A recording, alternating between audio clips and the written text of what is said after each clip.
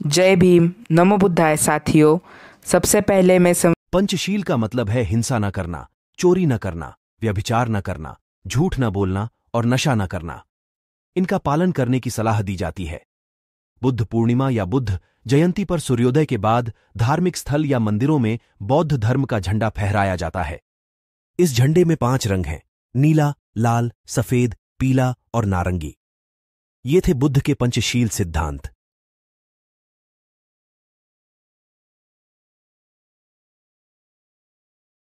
की जन्मदिन मनाने की परंपरा, इस बारे में विस्तार से जानने वाले हैं। जन्मदिन मनाने की परंपरा कि जब हम दूर तक खोज करते हैं तब हमें बुद्ध काल में पहले जन्मदिन का पता चलता है। इतिहास को ज्ञात जो पहला जन्मदिन है वह सिद्धार्थ गौतम अर्थात तथागत बुद्ध का है। हमें पता चलता है कि वैशाख पूर्णिमा यह उनका जन्मदिन है। विश्व में सर्वप्रथम मनाया हुआ ऐतिहासिक जन्मदिन यह तथागत बुद्ध का ही है। इसके अनेकों प्रमाण हमें त्रिपिटक साहित्य में प्राप्त होते हैं, जिनके जन्मदिन के बारे में ऐतिहासिक प्रमाण मिलते हैं। ऐसा पहला व्यक्ति तथागत बुद्ध ही है। हम डंके की चोट पर कह सकते हैं कि बुद्ध से ही जगत में जन्मदिन मनाने की परंपरा की शुरुआत हुई है। वही जन्मदिन मनाने की परंपरा आज विश्वव्यापी हुई है। आज छोटा हो या बड़ा, हर किसी को अपना जन्मदिन मनाना अच्छा लगता है। जन्मदिन मनाने का चलन आज आम हुआ है और सार्वत्रिक भी हुआ है। वैशाख पूर्णिमा के रूप में आज बुद्ध का जन्मदिन भी विश्वव्यापी हो गया है। मौर्य राजवंश भारत का सर्वाधिक गौरव प्राप्त राजवंश है। इन्हीं के काल में भारत सर्वाधिक विकसित, प्रगत तथा ज्ञान संपन्न बना था, विश्व का मार्गदर्शक बना था। मौर्य राजवंश यह बौद्ध अनुयायी था। बुद्ध के कारण शुरू हुई जन्मदिन मनाने की परंपरा का मौर्य राजवंश वाहक था। मौर्य राजा भी अपना जन्मदिन मनाते थे। मौर्य वंश के संस्थापक सम्राट चंद्रगुप्त मौर्य का जन्मदिन बड़े ही धूमधाम से मनाया जाता था। महान सम्राट अशोक मौर्य का जन्मदिन भी हर साल चैत्र शुक्ल अष्टमी को मनाया जाता था। उनके जन्मदिन पर रथों के जुलूस भी निकलते थे। सम्राट अशोक अपने जन्मदिन पर सद्वर्तन करने वाले कैदियों की मुक्ति करते थे। उनके जन्मदिन पर पशु बलि पर पूरी तरह पाबंदी रहती थी। प्रतिक्रांति के बाद भारत से बौद्ध धर्म लगभग लुप्त प्राय हो गया था। बौद्धों की अनेक परंपराएं भी भारत से लुप्त हो गई थी।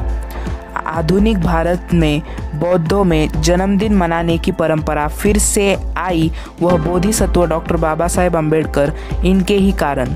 14 अप्रैल 1928 को डॉक्टर बाबा साहेब अम्बेडकर जी का जन्मदिन सार्वजनिक रूप से सर्वप्रथम पुनः महाराष्ट्र में मनाया गया और तभी से जन्मदिन मनाने की बौद्ध परंपरा का पुनरुज्जीवन भारत में हुआ।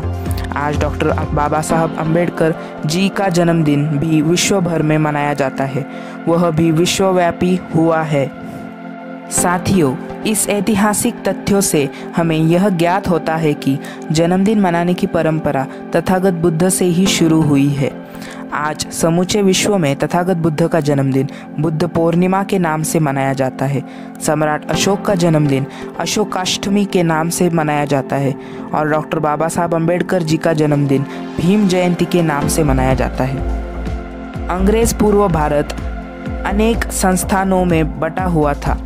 धार्मिक और जातीय वर्चस्व के कारण बहुसंख्य लोग तथा महिलाओं के शिक्षा पर जैसे पाबंदी लगी हुई थी, जिसके कारण शिक्षा का प्रमाण बहुत ही कम था। अंग्रेज़ों के 150 साल के शासनकाल में भी शिक्षा का स्तर बहुत ही निम्न रहा। 1947 को जब अंग्रेज़ों ने भारत छोड़ा तब भारत के साक्षरता का प्रमाण 12% था। एक ही तारीख को सामूहिक जन्मदिन। पहले बहुसंख्य पालक अशिक्षित तथा निरक्षर थे, इस कारण वह अपने बच्चों के जन्मदिन नहीं लिख सकते थे।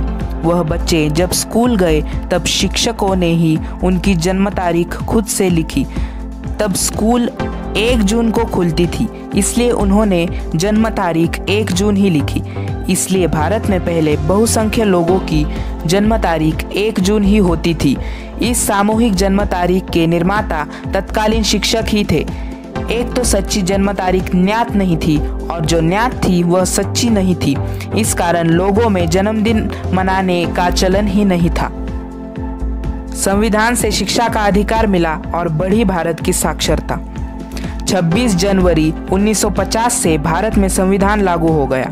डॉक्टर बाबा साहब अम्बेडकर द्वारा निर्मित इस संविधान ने सभी भारतीयों को शिक्षा का अधिकार प्रदान किया। सभी के लिए मुफ्त और सार्वजनिक शिक्षा की व्यवस्था की। शिक्षा का अधिकार मिलने के कारण भारतीयों में शिक्षा प्रमाण जलद गति से बढ़ने लगा। लोग बड़ी मात्रा में शिक्षित हुए। शिक्षित होने के कारण उन्हें अपने जन्म तारीख का ज्ञान भी हुआ। 1985 से जन्म प्रमाण पत्र अनिवार्य किया गया, जिसके कारण सभी भारतीयों को अपने जन्मदिन का सही ज्ञान होने लगा। संवैधानिक अधिकारों के कारण लोगों की आर्थिक उन्नति भी होती गई, जिसके कारण आज समूचे भारत में जन्मदिन मनाने की परंपरा जलद गति से बढ़ी है। 2011 की जनगणना बताती है कि अब साक्षरता का प्रमाण 74% है। डॉक्टर बाबा साहेब अम्बेडकर जी की धम्म क्रांति। भारत में बौद्ध धम्म का पुनरुज्जीवन महामानव डॉक्टर बाबा साहेब अम्बेडकर जी ने किया। 14 अक्टूबर 1956 को उन्होंने अपने लाखों अनुयायियों के साथ नागपुर में बौद्ध धम्म की दीक्षा ली। उनकी यह धम्म दीक्षा धम्म क्रांति के नाम से जानी जाती है।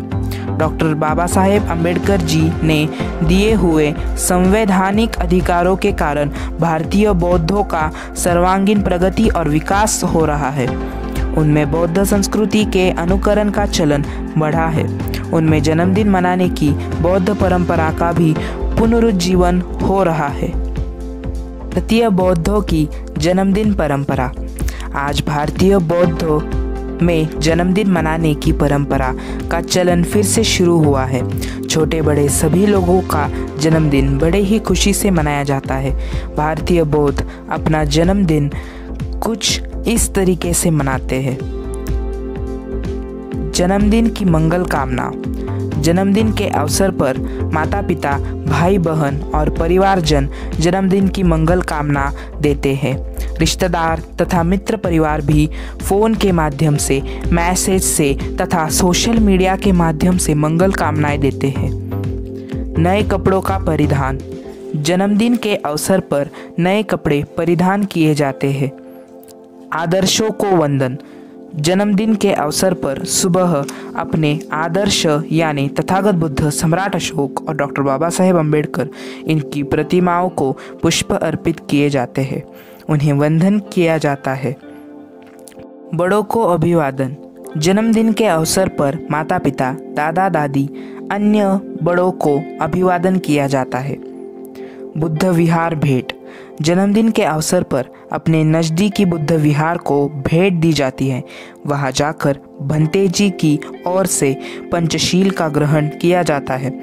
विहार में दान भी किया जाता है। कुशल कर्म और दान। जन्मदिन के अवसर पर कुछ लोग वृक्षारोपण करते हैं, युवा लोग रक्तदान करते हैं, बड़े बुजुर्ग लोग अनाथ आश्रम, वृद्धाश्रम यहाँ पर भोजन दान तथा ज़रूरत की वस्तुओं का दान करते हैं। चॉकलेट बांटना। जन्मदिन के अवसर पर बच्चे अपने स्कूल तथा पड़ोसियों को चॉकलेट बांटते हैं। जन्मदिन का उत्सव। जन्मदिन के अवसर पर रात के समय जन्मदिन के उत्सव का घर में या हॉल में आयोजन किया जाता है। इसमें परिवार, मित्र, पड़ोसी, रिश्तेदार तथा हितचिंतक सहभागी होते हैं। सामूहिक वंदना। जन्मदिन उत्सव कार्यक्रम में महापुरुषों के तस्वीरों को फूल अर्पित किए जाते हैं और सामूहिक त्रिशरण पंचशील ग्रहण किया जाता है। सत्कार तथा केक खिलाना। जन्मदिन के अवसर पर माता पिता तथा बड़े बुजुर्ग फूलों का हार पहनाकर या पुष्पगुच्छ देकर सत्कार तथा गौरव करते हैं तथा केक खिलाते हैं। उपहार देना। जन्मदिन के अवसर पर जिनका जन्मदिन है उन्हें विविध उपहार दिए जाते हैं। सामूहिक स्नेह भोजन। जन्मदिन के अवसर पर उपस्थित सभी लोग सामूहिक स्नेह भोजन का आनंद लेते हैं। तो कुछ इस तरीके से आज के भारतीय बौद्ध अपना जन्मदिन मनाते हैं। तथागत बुद्ध से शुरू हुई जन्मदिन मनाने की परंपरा का वह ऐसे पालन कर रहे हैं। महापुरुषों को वंदन कर पूरे दिन अच्छे कर्म कर वह हर्षोल्लास से जन्मदिन मनाते हैं। साथियों, हमारा यह वीडियो आपको पसंद आया हो तो यह वीडियो लाइक कीजिए, अपने मित्रों के साथ इसे शेयर कीजिए, आपके विचार कमेंट्स में लिखिए। हमारे चैनल धम्मक्रांति को सब्सक्राइब ज़रूर कीजिए। हमारा यह वीडियो देखने के लिए आपका बहुत बहुत धन्यवाद। जय भीम, नमो बुद्धाय।